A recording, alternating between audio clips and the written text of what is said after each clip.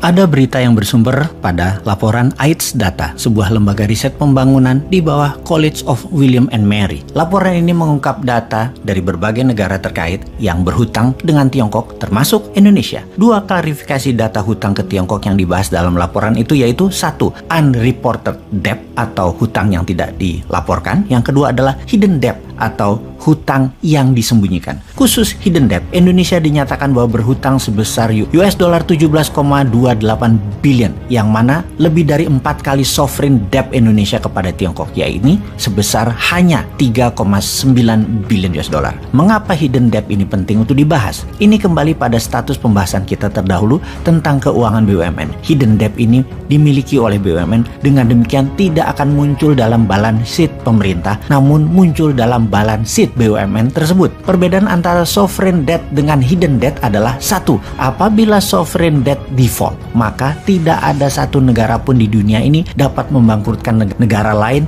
karena sovereign debt ini. Biasanya menyelesaikannya dilakukan dengan revolving hutang dengan tenor dan bunga yang baru, atau diselesaikannya oleh IMF dan World Bank. Lain halnya dengan hidden debt. Jika default, maka satu, pertama, ditawarkan kepada pemegang saham mayoritas BUMN, yaitu pemerintah, untuk membayar debt ini, dan dua, jika tidak tersedia maka aset diambil, dan jika tidak cukup maka aset-aset pemerintah lainnya ikut disita. Ingat, ini bedanya ya. Inilah bahaya hidden debt. Garuda, PLN itu berpotensi hilang aset atau diakuisisi asing. Memang pejabat BUMN membantah bahwa hutang-hutang ini tidak dipublikasikan secara transparan kepada publik dengan merujuk pada laporan Bank Indonesia. Tetapi maksud hidden debt dalam penelitian ini lebih kepada tidak dimuatnya hidden debt ini di balance sheet pemerintah. Karena tetap saja pemerintah berpendapat bahwa penyertaan modal pemerintah dalam BUMN itu bukan fiskal. Ini aneh sekali. Ya, tapi namanya juga lagi berkuasa.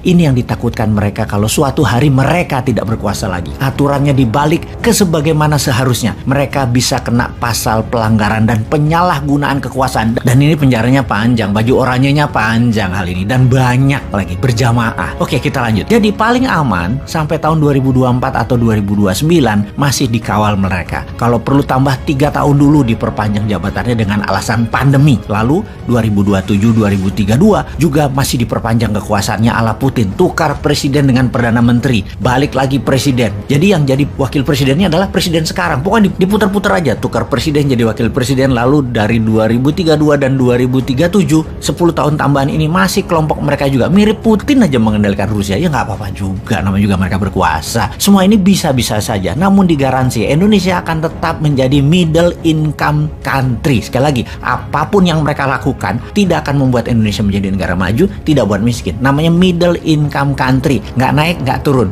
Ya udah, kalau rakyat emang senang begitu, pilih aja mereka lagi. Tapi kalau mau maju menjadi superpower, pilih new mind. Sekali lagi, Indonesia dibuat tidak kaya dan dibuat tidak miskin, tetapi pejabat dan oligarkinya kaya raya melintir-melintir. Baiklah, kita kembali ke topik hutang disembunyikan dari APBN. Pada prinsipnya, ekonom barat tetap berpendapat hutang Tiongkok yang tidak dipublis atau hidden debt digolongkan kepada fiskal dengan istilah kuasi fiskal. Kuasi fiskal ini saat ini menjadi pertanyaan. Yang nanggung negara kok dibilang tidak ditanggung sih? Oh, kalau diangkat atau dimasukkan APBN menjadi hutang negara, maka akan tercatat hutang negara dari PDB bisa membuat pemerintah saat ini di-impeach dan bisa dicopot di tengah jalan karena melebihi batas hutang. Wih, jangan sampai terjadi begitu deh. Oke deh, kita sambung untuk menyaksikan video lain lagi yang bisa menjadi pelajaran buat Anda semua. Terima kasih sahabat.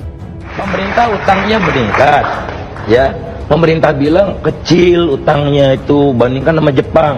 Jepang itu utangnya 215% dari PDB, Indonesia cuma 29%. Tapi jangan lupa Jepang juga ngasih pinjam ke Amerika, jadi dia debitur dan kreditur. Indonesia bunganya tinggi, Jepang bunganya 0, jadi bebannya besar. Kemudian Jepang utangnya itu 90% kepada rakyatnya sendiri, jadi kalau bayar bunga uangnya nggak lari. Indonesia tertinggi di dunia, utangnya yang dipegang oleh asing, bonds ya gitu. Jadi jangan nyesatkan juga dong gitu, seolah-olah Indonesia utangnya nggak ada apa-apa gitu. Faktanya adalah Indonesia berutang karena apa? Karena pengeluarannya meningkat, pendapatannya turun. Tax ratio 5 tahun terakhir turun. Di era Pak Jokowi setiap tahun tax ratio turun. sehingga penerimaannya naik, pengeluarannya turun. Nah, akibatnya utang tambah banyak. Nah, utang tambah banyak itu saya ingin katakan alokasinya lebih banyak untuk material, kedua bayar bunga, ketiga baru capex. Disitulah infrastruktur. Ikuti Bosman Tour 2023 Solo, Malang, Tangerang, Road to Billionaire. Selamat bergabung.